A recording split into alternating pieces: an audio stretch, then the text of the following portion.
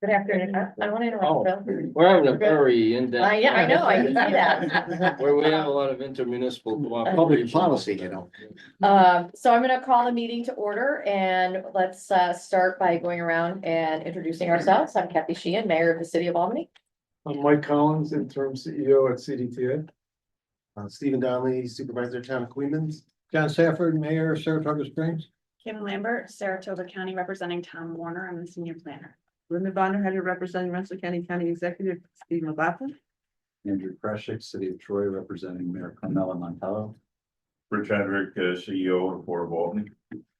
Molly Collins, Supervisor, John. Andres Blumridge, representing Town Supervisor Peter Cumming for Town Colony.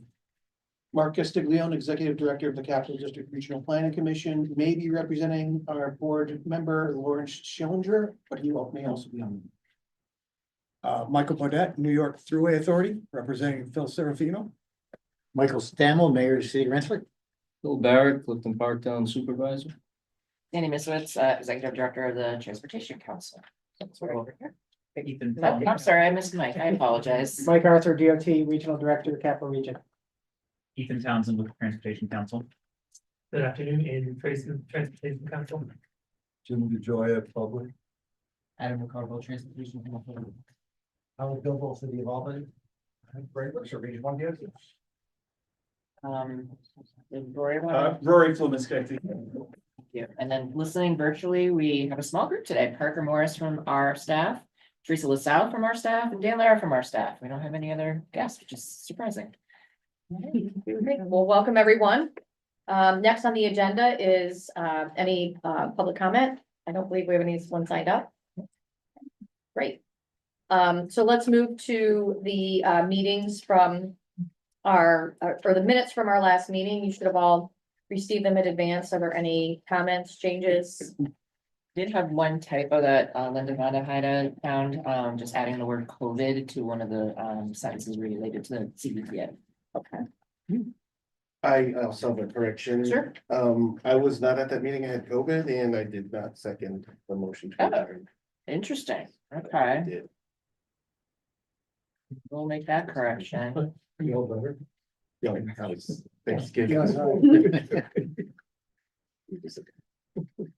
Make a motion to approve the minutes. Thank As you. corrected.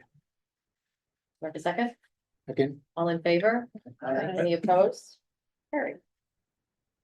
Now I'm gonna turn it over to Sandy to talk about some policy board operations proposals. Yeah, so this is just a let me just get the students to cooperate. I'm sorry.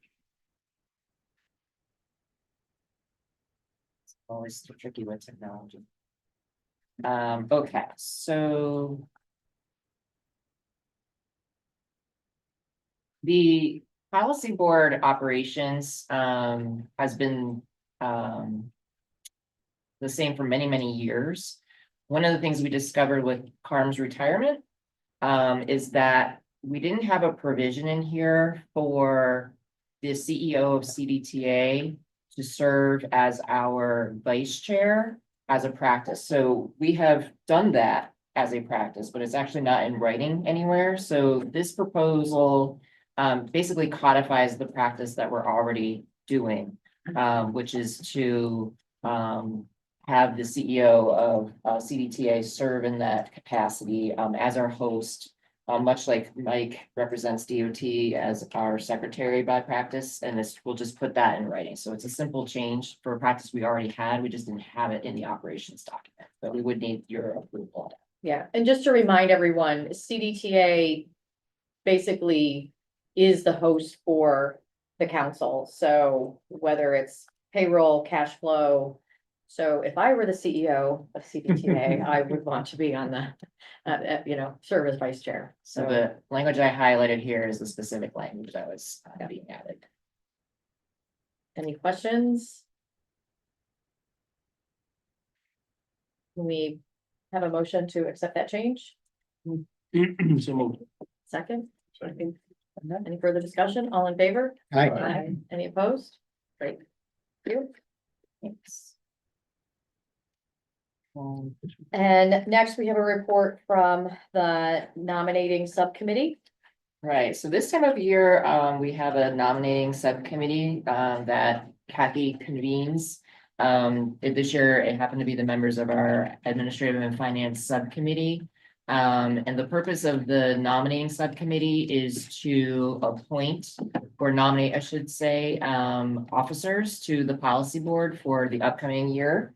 As well as to nominate, town and board village reps for both the policy board here and our planning committee. So for, the nominating subcommittee for the upcoming year has identified as chair, Mayor Kathy Sheehan from the city of Albany. Vice Chair Mike Collins, again, acting CEO of CDTA. Obviously, when a permanent, CEO is identified, we'll replace Mike with that person. Maybe soon. And then Mike Arthur, again, as a secretary, from NISDOT Region 1. The nominees for our policy board, town or village representatives include Supervisor Scott Ostrander from the town of Milton, Supervisor Molly Collins from the town of Rotterdam. And then the alternates are Mayor Richard Strout from the village of Voorheesville, and then Mayor Slick from the village of Castleton on Hudson. And then the final group of nominations is for our planning committee, town or village representatives. The nominee for the voting membership, or voting member, I should say, is Peter Comenzo from the town of Rotterdam.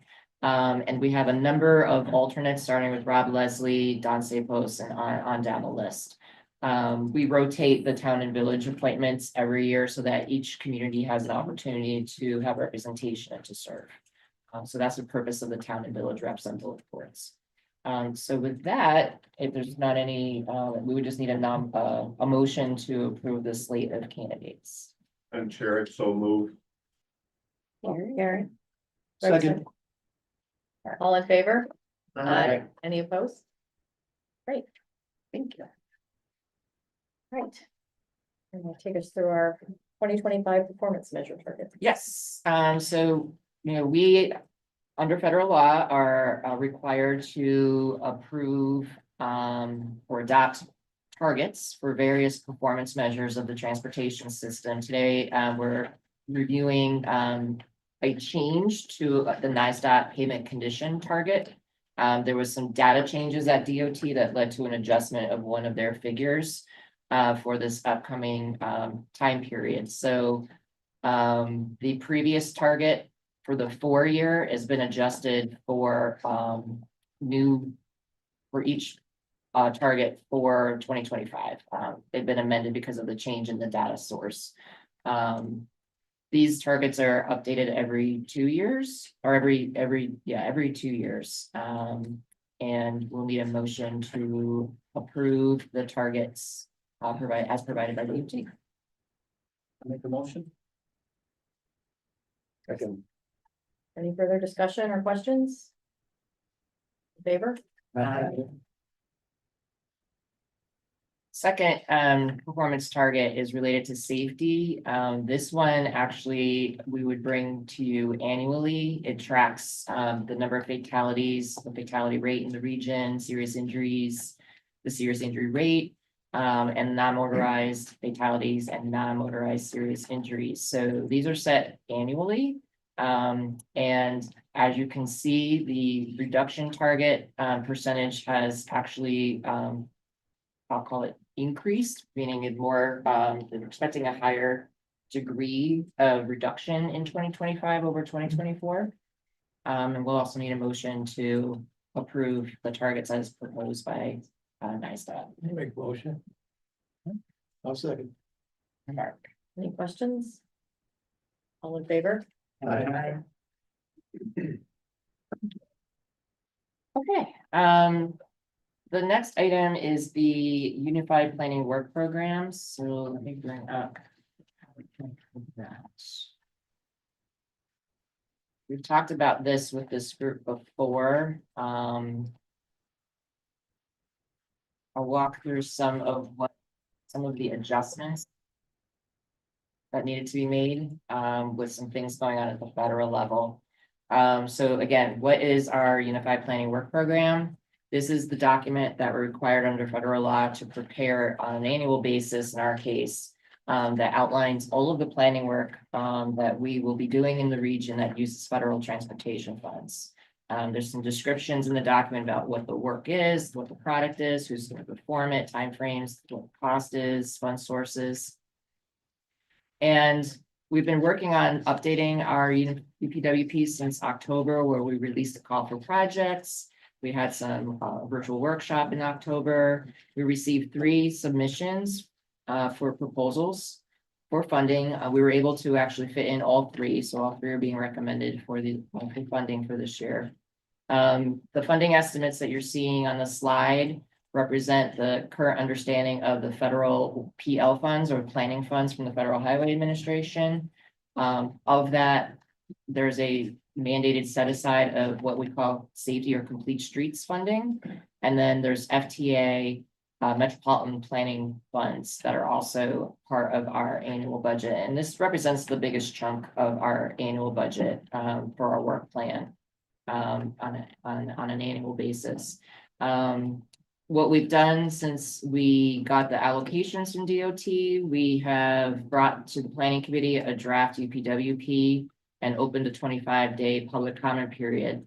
You will note the date of the planning committee was January 29th. As you know, we had a federal transition occur right before that.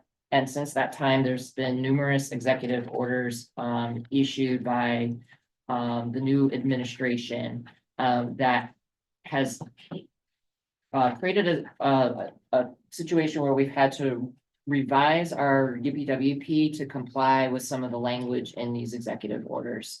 And I'll talk about how we accomplished that. The public review period officially ended yesterday. So one of the handouts that I provided in advance on the table today was a summary of that work that's going to get incorporated into the document in the appendix. So it's basically a summary of the comments. So some of the changes, again, we've responded to these executive orders as best we can. We have reorganized some of the task groups in the document by removing what we call planning emphasis areas. Planning emphasis areas are not items required in federal law. They were suggestions or sort of, I'll call it federal highway guided information based on the prior administration's executive orders. So we've removed that language from the UPWP. We've also adjusted the budgets to reflect some of the changing emphasis on some of our tasks and added one consultant initiative related to our regional transportation plan, which we hope to have our consultant now take a bigger chunk of the writing responsibility on the plan. And then, as I said, we also responded to public comments as best we can. So walking through the tasks specifically, I've highlighted in red the ones that had any sort of significant change since the draft was released for public review. The Title VI non-discrimination task was reframed. We'll be dropping the term environmental justice, but we will be using the Title VI, which is a legal requirement for our TIP analysis and some other work that we'll be doing in the upcoming fiscal year. Along with that, we'll continue to manage our statewide New York State Association of NPO contract. And we'll also be assessing the impact of our public participation plan, which has been in place now almost 2 full years. So we're going to assess the impact of that. You'll see a star next to the Unified Planning Work Program. We provide some federal funds to CDRPC to assist us in our work. So some additional funding will be shown there on a few of the tasks related to CDRPC's contribution. Related to general development and comprehensive planning, we reorganized the task code for the technical assistance program into this category of projects. We also reorganized the Human Service Agency and Housing and Community Planning tasks from the old planning emphasis area task into this task. The Housing and Community Planning is a new task in which we hope to do some housing analysis for the region in partnership with CDRPC. And we also will house some of the work we do for our community and linkage planning program in that task.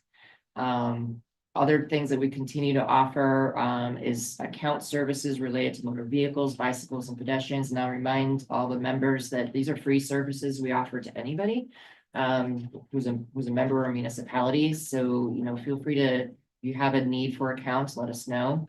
We're also spending some of our time generating population, household, and employment projections to support our regional travel demand model. We're working on a number of ArcGIS Online interactive maps using our ArcGIS Online platform. I mentioned the housing planning, and CDRPC is going to be contributing significant time to the technical assistance program to maintain our capital region indicators website and for GIS services. For the long-range transportation planning topic, system and project level, the biggest dollar value task in our work plan this year, aside from our safety project, is the STEP model. We are updating our regional STEP model, which is our regional travel demand model, and we're updating it in two ways. One, we're going to be doing some kind of a household travel survey, or a big data purchase, or a combination of those things, to update the underlying data within the model. But we're also expanding the geography of our model, and we'll be working in partnership with AGFTC to bring in Washington and Warren County to our model, as well as Montgomery County and a few of the other more rural counties that surround us. Primarily, we want to make sure we capture CDTA's new operating area.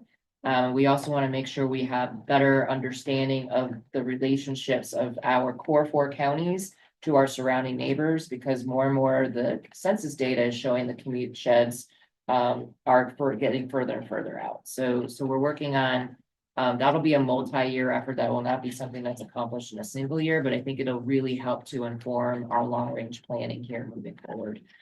We're also obviously going to be finishing our Metropolitan Transportation Plan in motion this year. And I'll be talking in more detail about that later. And along with the operations and congestion management planning, we're going to be partnering with NISDOT to work on either what we're calling a smart corridor program, but it really addresses traffic signal technology and how we can better optimize what we have, find the right types of signals and new technologies in the different congestion corridors in the region, and make that a priority for the upcoming year.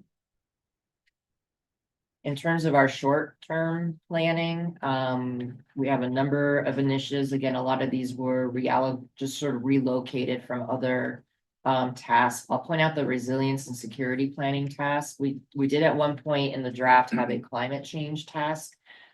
We've eliminated that task. Some of the work that was intended for that applies to the resilience topic. So some of the work we hope to do is still there.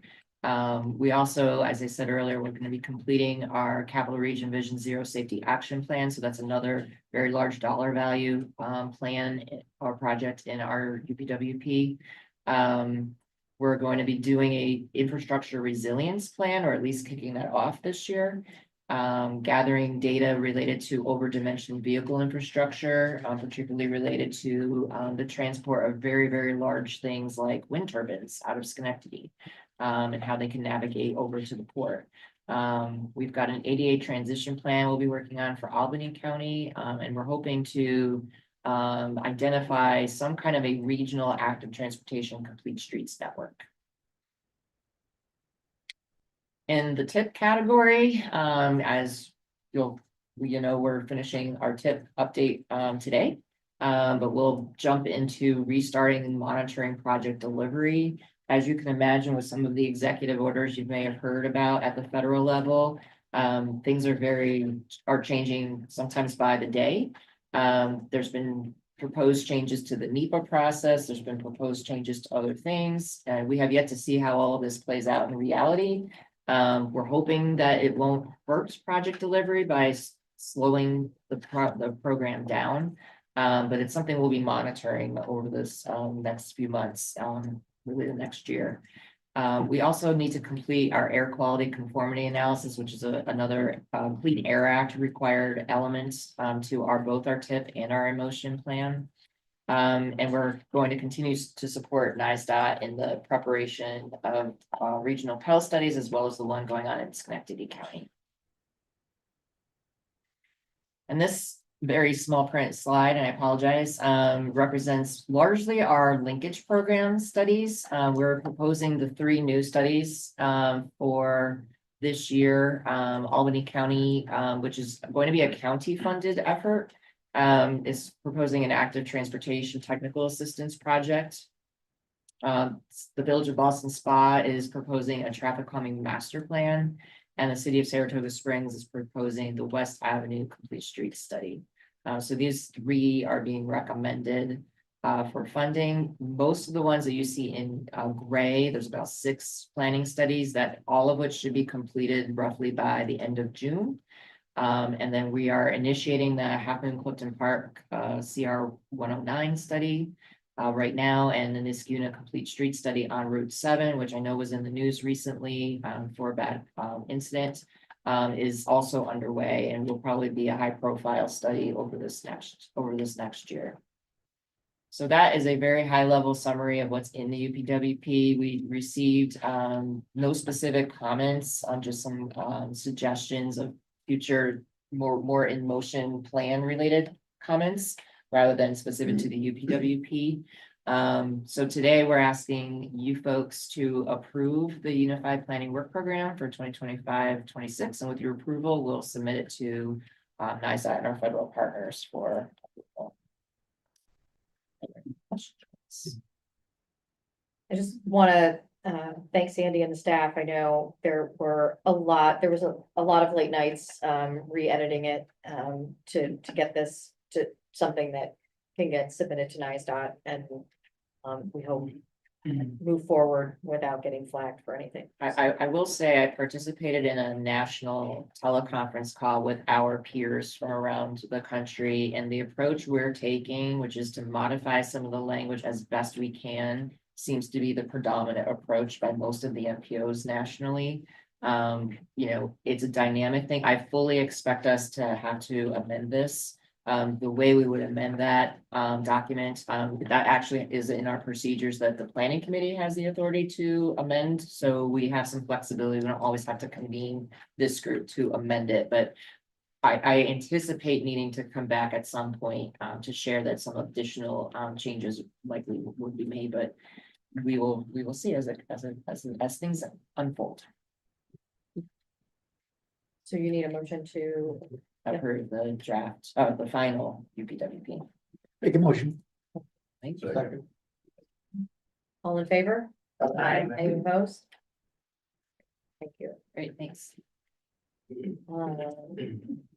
Next, we have a number of amendments, as we typically do at this meeting, to our TIP.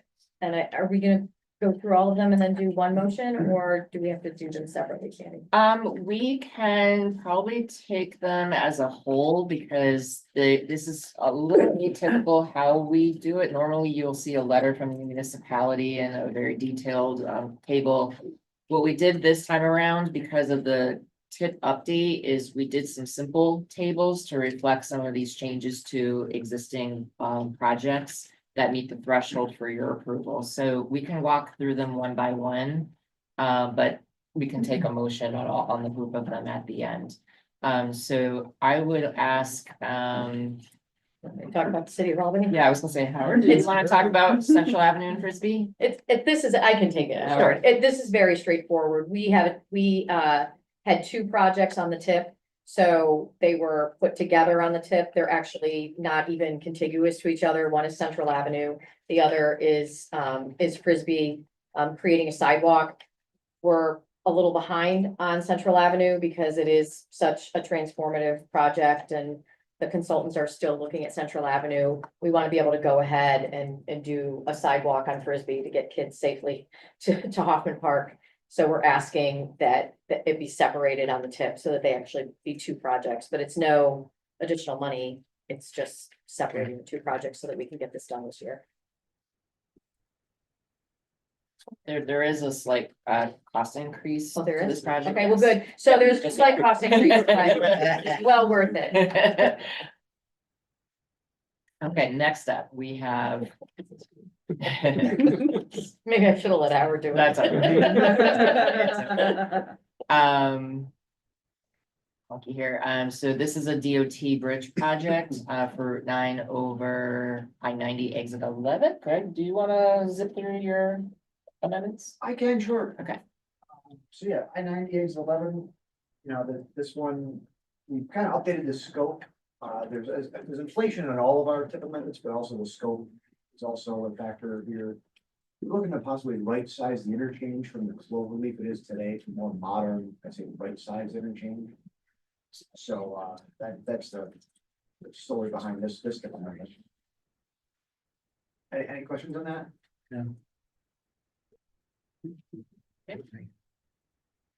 Next one is, I'm sorry, this is. 146. Yep. Over 890. There it is, you got it.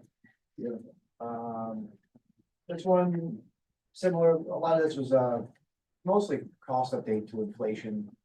And to offset the updated scope and inflation, we were able to find some national highway freight funds to bring to the table, which helps hold harmless the core funds of the TIP update. So unfortunately, all of this increase was offset by funds that didn't impact the update balance available. That's a theme going to the next couple of years.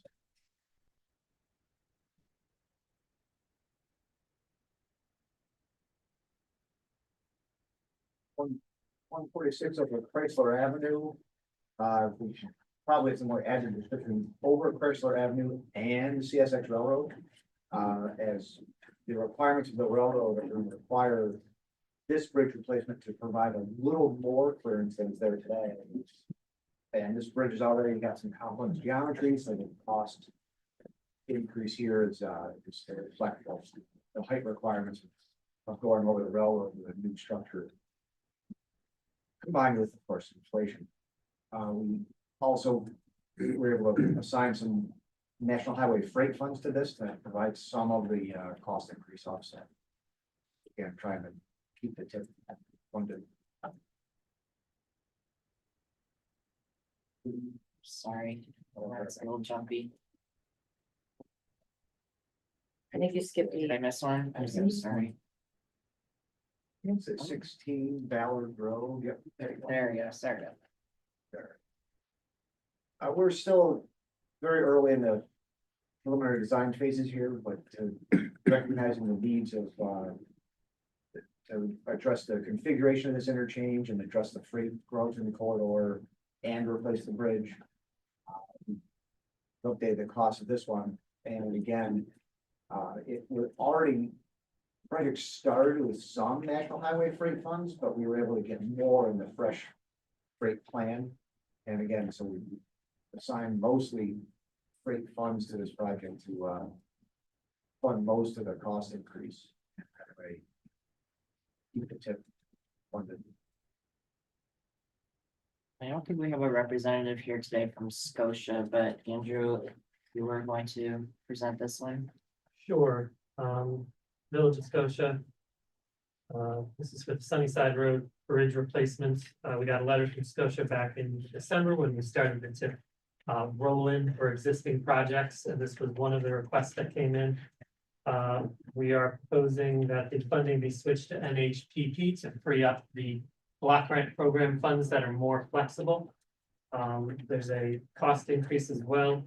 The design phases, we've already brought those into the current fiscal year. We did that as part of an admin mod back in December. But we're asking for the fund source change and the increase in construction funding for the remaining construction phases.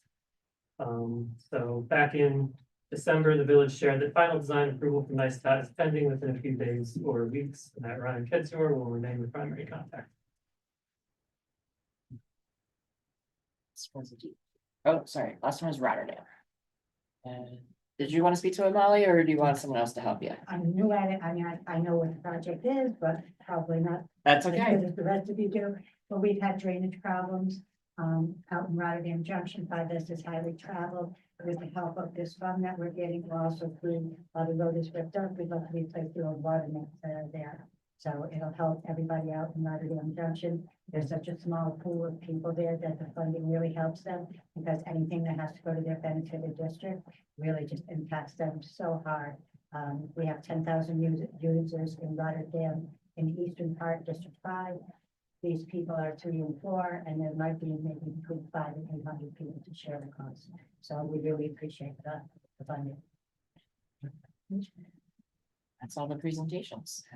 Any questions? Yeah, I just have one question. Hey, Greg, the Town of Wilton project, is that strictly a bridge replacement? Is there anything being added in that's not there, pedestrian accommodations, anything of that nature? We're definitely going to evaluate the pedestrian needs of the corridor. There is a admission that the current configuration isn't functioning for the existing freight that's there and growing freight, as you know. So but the pedestrian needs will be evaluated, and if needed, definitely. Oh, thanks. Anyone else?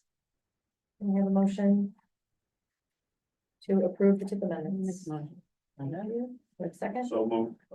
Karen, Second. you can say it. Thank you. All in favor? Aye. Any opposed? Okay. Speaking of tip, Speaking of the tip, so this portion of our agenda, I am going to turn over to Andrew Tracy to review everything we have done over the last, say, 6 to 9 months related to the development of our transportation improvement program. So.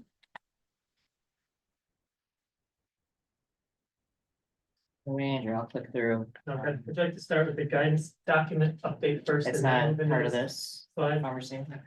I didn't have a slide for it, but I can just verbally say. Okay. Yeah, well, yeah, we can do it here. So, as Sandy said, we've been hard at work these past few months preparing the update to our capital program, the Transportation Improvement Program. You can go to the first slide. So this is the 5-year capital plan for all of the projects that are receiving at least partial federal funding in our planning area. The TIP is the main implementation vehicle for our long-range transportation plan. New visions, all of the recommendations and goals and new visions. This is the main way of getting those ideas to funding. We update the TIP every 3 years, and the new TIP will cover 5-year period beginning on October 1st of this year, the new federal fiscal year. The first 4 years of our TIP will be part of the statewide TIP, the STIP, and then the 5th year will be the informational 5th year that we can park projects in. So if you go to the next slide, this is where we can talk about the guidance document. So the process kicked off 3 years ago after the adoption of the current 22 to 27 TIP. We spoke to all of the sponsors that applied, and we debriefed everyone, and we learned as much as we could about what worked and what didn't work well. And we debriefed the staff here at the Transportation Council as well, who had to evaluate all of the projects. And we took all of that information and we convened a TIP task force that was comprised of planning committee members that were active in the TIP update. And the TIP task force met 12 times beginning in 2022 and last meeting in September of 2024.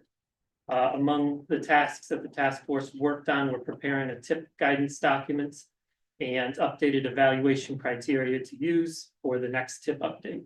So the TIP guidance documents was adopted by the board in September 24. So we're bringing a very minor adjustment to you now.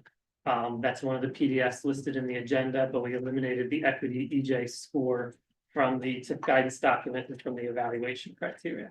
So if you're wondering why the scores now all add up to 95 instead of adding up to 100 points, that's the reason why. So is that going to be a separate action? Should you want to take that action now and continue with the slides? I thought you were going to do the presentation. Sure, I'll go through all the slides. So if you want to move to the next one. Following the adoption of that TIP guidance documents, which really had all the methodology in it for the TIP update, we issued the project solicitation on October 15th. We used an online job form application. We got a lot of good positive feedback from that, from the TIP project sponsors. We held an informational workshop on October 24th. That was very well attended, answered everyone's questions. Pictured on the right are the 6 project categories that were used. And we received in total 61 applications from 19 unique sponsors. The total ask was $454 million in total.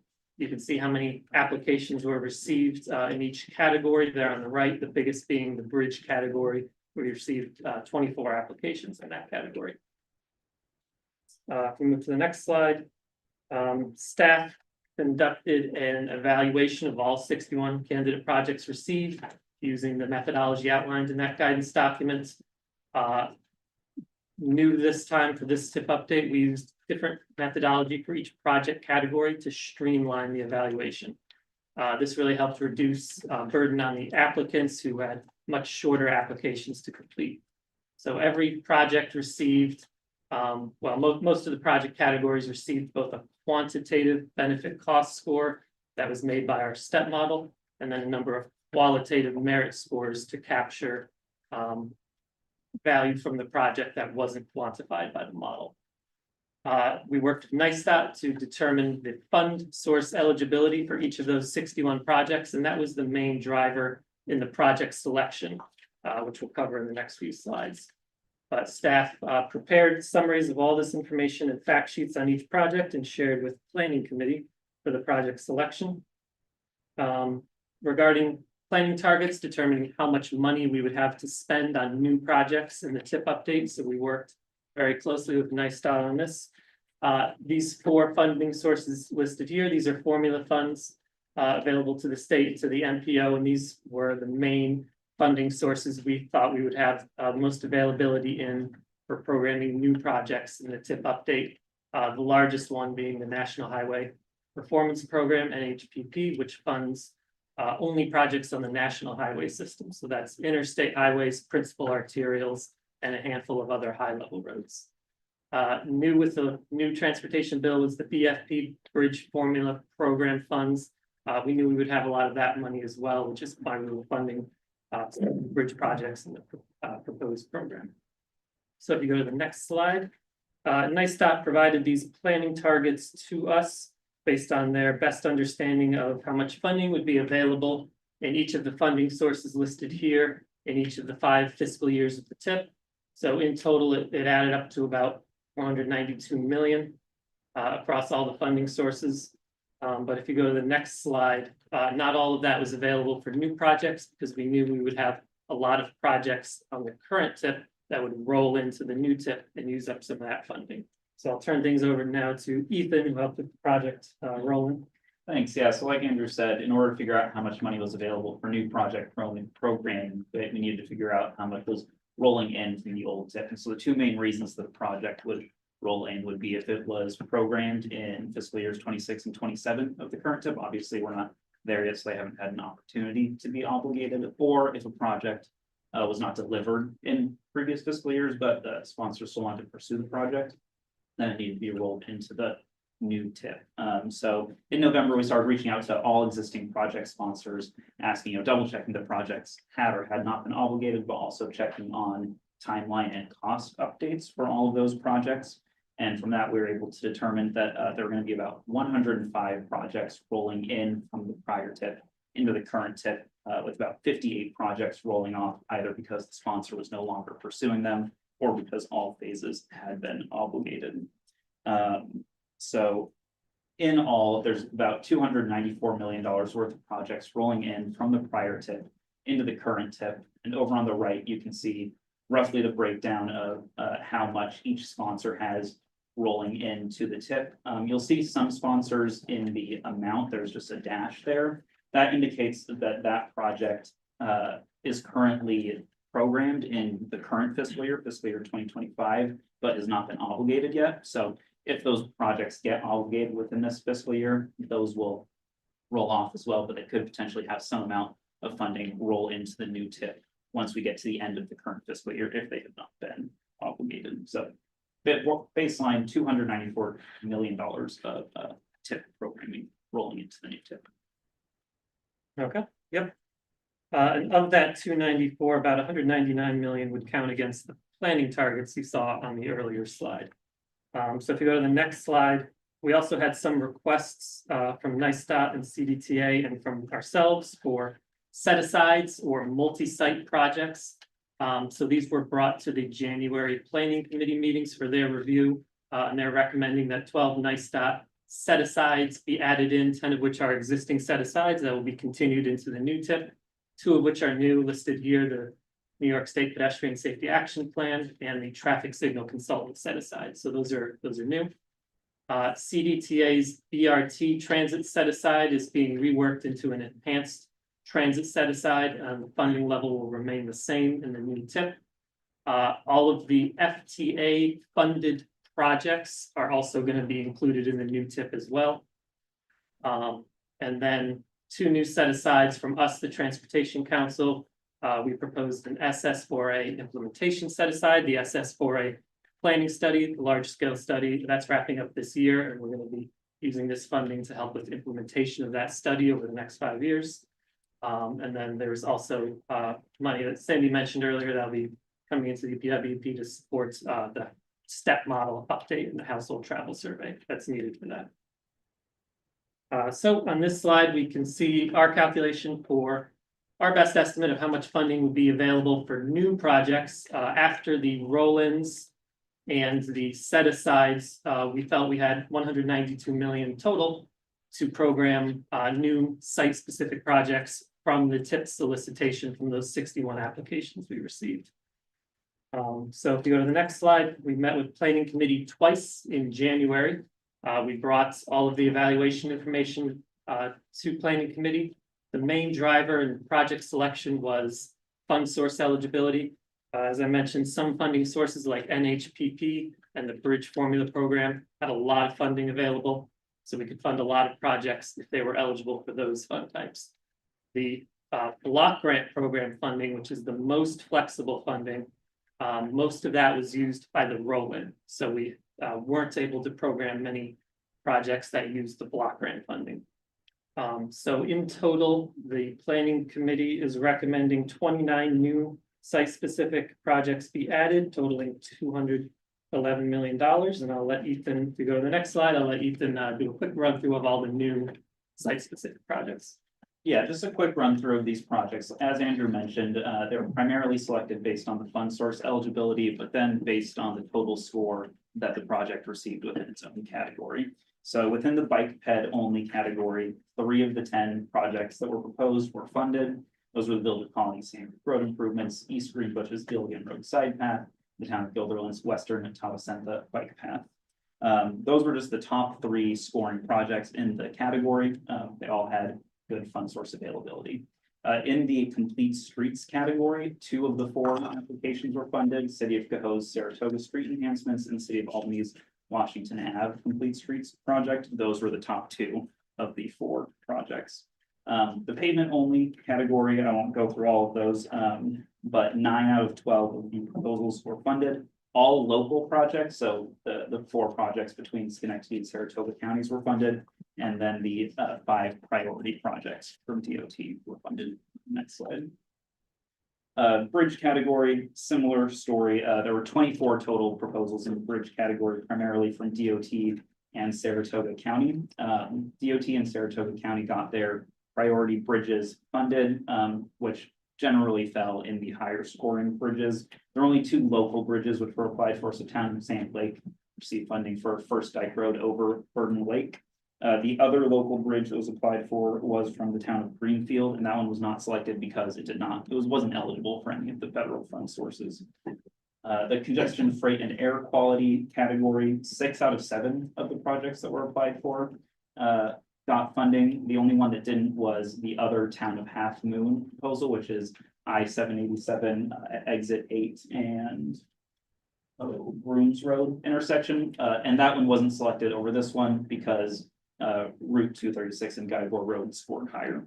And then lastly, in the other category, there were 4 applications, 2 of which were regional set-asides from DOT. So those aren't included on this list because they're not site specific. And then the Route 378 over the Hudson Bridge design only was funded. The other other project was the town of Gilderland's kind of wetland resiliency study in the Stuyvesant Plaza area. And that wasn't funded, again, because there was not a federal fund source that it was eligible for. So that's all of the projects were funded. If you have any questions about why one particular project was funded over another, we can either answer that today or get back to you if we need to look into the specifics a little more. Okay, thank you very much. So, if approved today, we will issue the draft tip for public review tomorrow. That'll be the beginning of the 45-day public review period. That'll end on April 21st. We made a website for the tip update, capitalmpo.org/tip update. You can go there. And tomorrow we'll put all the tip documents up there for public review. We have an online interactive map showing the locations of all tip projects. That'll be there as well. You can take the online survey, help us promote the survey as well. On March 13th, we'll be hosting an online virtual tip meeting at 1 o'clock. And then on March 19th, we'll be hosting an in-person open house here in our office as part of the public review period. And we'll accept comments by email and mail and phone as well. So final slide, next steps, public comment period will end on April 21st. We'll take all the comments received, summarize them, share them with the planning committee, make any changes we need to all the tip materials. The final tip will be brought to planning committee in May and then back to policy board in June for final approval. And then it will go live on October 1st, the beginning of the next federal fiscal year. So that's all from me. Happy to answer any questions. Yeah.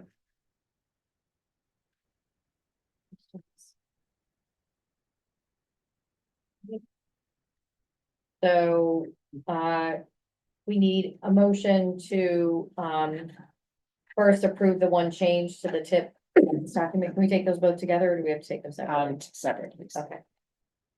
Any questions about that? I'll make a motion to approve. For a second, Second, Madam Chair. all in favor? Aye. Any Aye. opposed?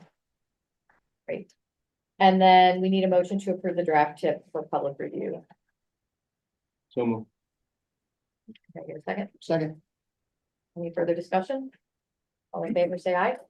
Any Aye. opposed? Great. Okay, thank you. Thank you, everybody. Thanks. A lot of work. A lot of hard work went into that. I just wanted to thank all the sponsors for contributing toward the status of all their existing projects, as well as proposing some great new ones. So thank you, everybody. Okay, next up, this is a simple request. I mentioned the air quality conformity document earlier, one of the pieces that's required for our tip. It's a document because of the way our region is configured that we have to create in cooperation with the Adirondack Glens Falls MPO, as well as two of the rural counties outside of our region. I believe it's Schoharie and Montgomery. Thank you. Looking for verification on that. So because of the timing of different meetings, the Adirondack Glens Falls isn't releasing their draft tip for review until inside the month of April. So we're asking this body to delegate the authority to release the air quality conformity document for public review by the planning committee at its May meeting. And then we can adopt them both at the June policy board meeting. Any questions, concerns? I have a motion? Second, Second. all in favor? Any opposed? Great. I'm sorry, who was the motion? Is it Mike? No. Oh, it was John. Thank you.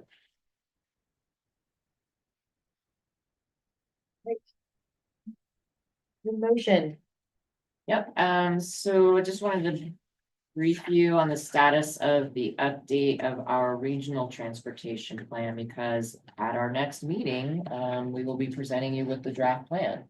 The timing of that is interesting, because we are also still navigating executive orders and some of the idea, and we're doing the best we can with the information we have.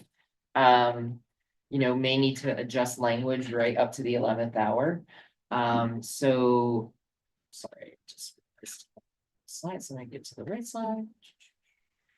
So where we're at in the process, we just closed our third survey. We held some public outreach events in the month of February.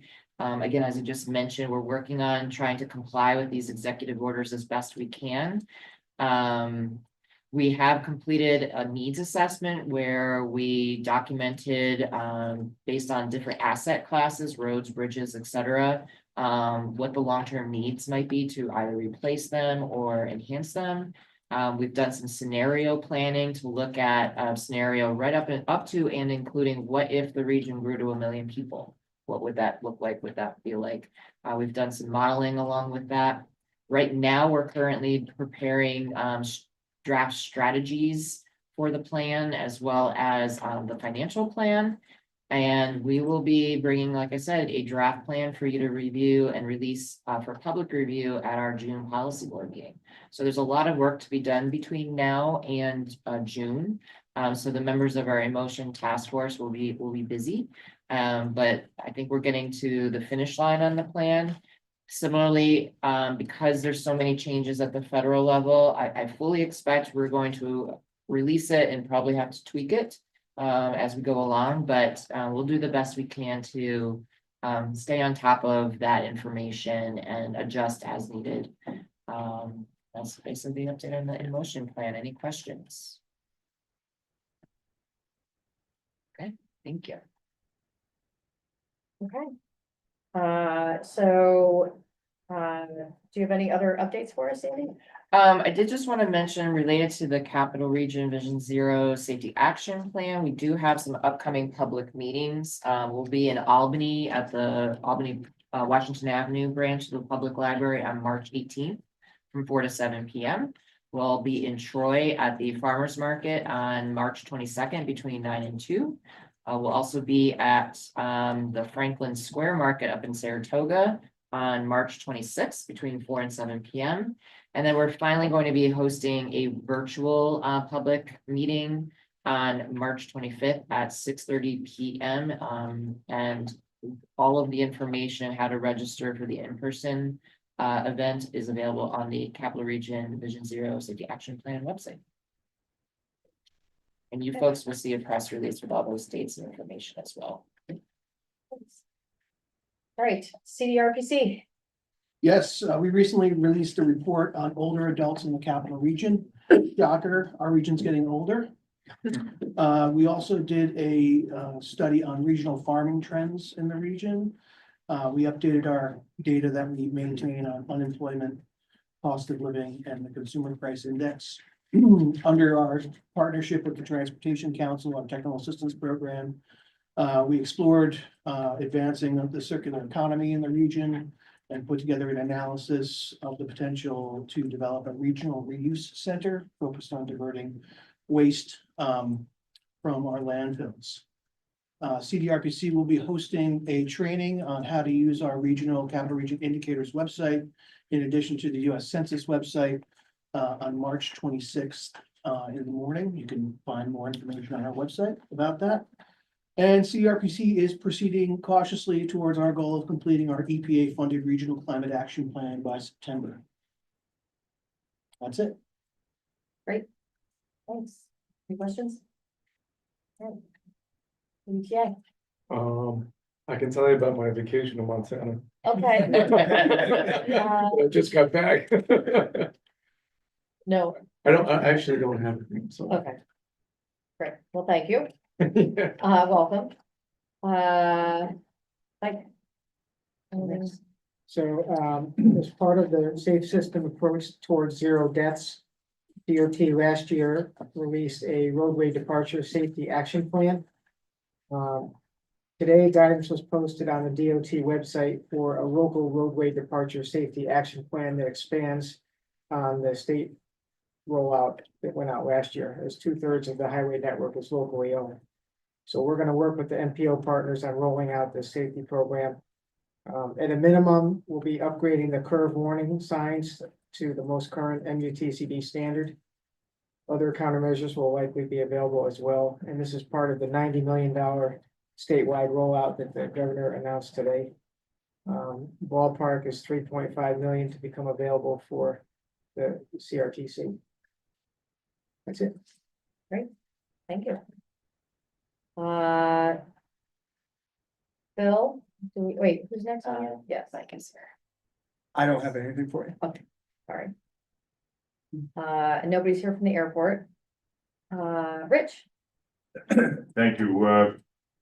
Recently, we received a New York State grant for $18.9 million to complete a lot of the infrastructure work on the Beacon Island site so that we can continue shovel-ready preparations for new industry. It was geared towards offshore wind, but we know where that stands at the present time. But we are getting ready to put out an RFI to see what industry would like to locate there. Once we get a better idea as to what the possibilities are, we'll move on to the next phase. We have been in recent discussions with New York City EDC, and it goes with what Mark just talked about with the farming. We're looking at how we can. We had discussions about 15 years ago about putting our farmers onto barges down to Hunts Point in the Bronx. EDC now from New York has started to get interested in that again. So we're looking at what we can do. We'll be in touch with how we can get our farmers here to take advantage of this. And you know, it's all about cost and timing. About 12 hours on a barge to get to New York. Hopefully the farm material, the vegetables and that will stay fresh on the ride. And one other thing, which I know is a long way off, but Mayor Stanwell and I had conversations on Monday with, we have 40 acres of land in Rensselaer that could possibly be impacted by the location of the proposed Dunn Bridge. Kind of looking for a little direction as to what is the top choice for the location of the bridge and a time frame that we might be looking at for any of that to possibly start. It's you know, we don't want to start bringing in any possible business if they're not going to want a bridge over the roof. Yeah, I mean, at this point, we still have a bunch of concepts and we don't have any top front runners at this point. You know, we're still in the pre-IS phase. The linkage study came down to these concepts, but we'll have to refine those further in the pre-EIS in phases 1 through 4. So nothing's really been eliminated or in the front of the pack at this point. although I think, you know, with the of the 400 million that the governor has earmarked for Albany, 50 million of that is, or maybe it's 30 million, is to advance the concepts around 787.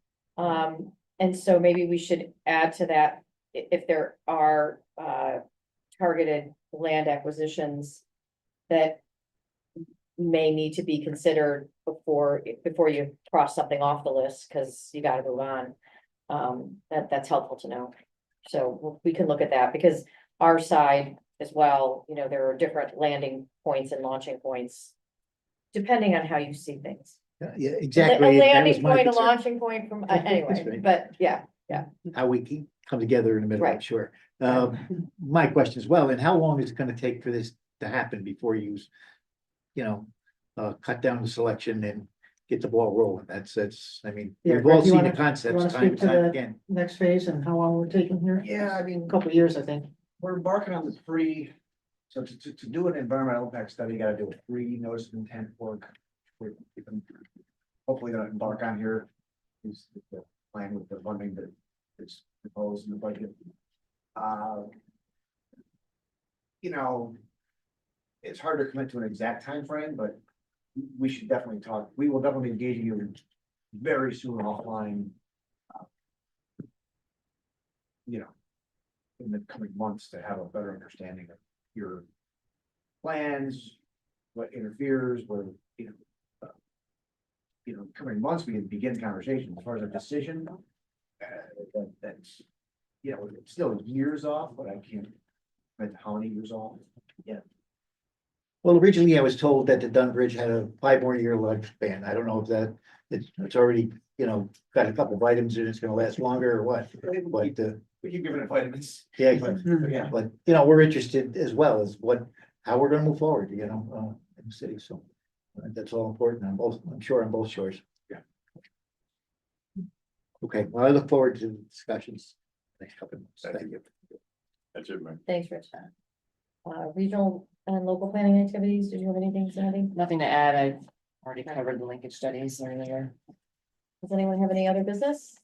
I'd just like to ask a question since we're talking bridges. Has there been any progress or holdups with the Livingston Avenue Bridge, Railroad Bridge? With the information I have sitting here at 4:02, there, to my knowledge, no. So does that mean it's still moving forward? Still moving forward. There hasn't been any freeze on the funding to our knowledge. Again, it's very dynamic. Anything can happen, but as far as we're aware, it's business as usual. Because we have some things that are intertwined with that, so I'd like to know if you hear something, please let me. Thank Yep. you. Absolutely. Okay. Draw your attention to some upcoming meetings, the virtual lunch and learn for the TIP on March 13th. The TIP open house on the 19th and the planning committee meeting on April 2nd. And with that, can I have a motion to adjourn? So moved. All right, we're adjourned. Thank you.